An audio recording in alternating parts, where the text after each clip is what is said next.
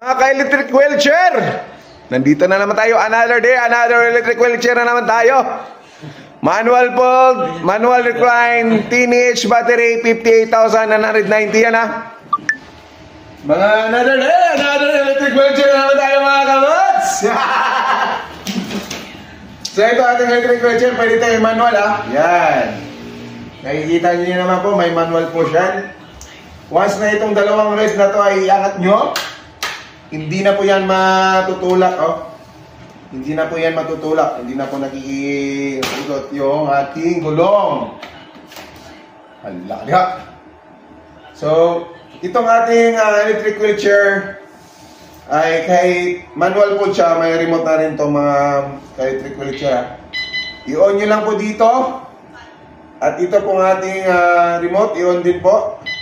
Mas mag-synchronize na yan. Tatakbo na po yan, oh. Atras, abante, kanan, kaliwa, atras ulit.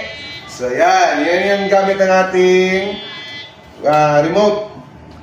So pwede po dito, kung ayaw nyo gamitan ng remote, joystick natin, same lang din po yan. Kanan, kaliwa, atras, abante.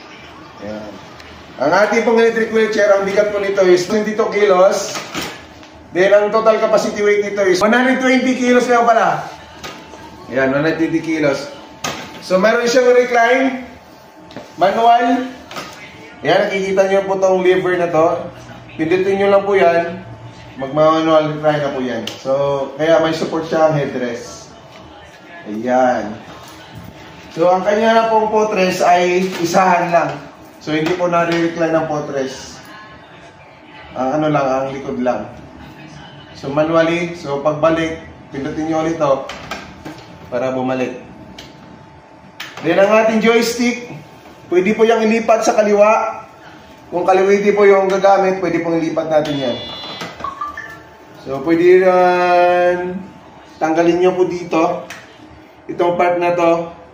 Dito po kayo magtanggal at i-adjust nyo dito sa kabila, ilipat. Ang wire naman na ito, pwede pong ilipat din po doon sa likod para abot.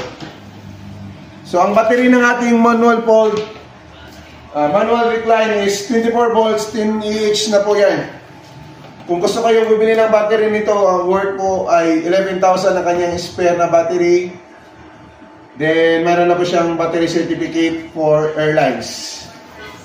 So, naka-honeycomb type ang kanyang mga gulong. Solid.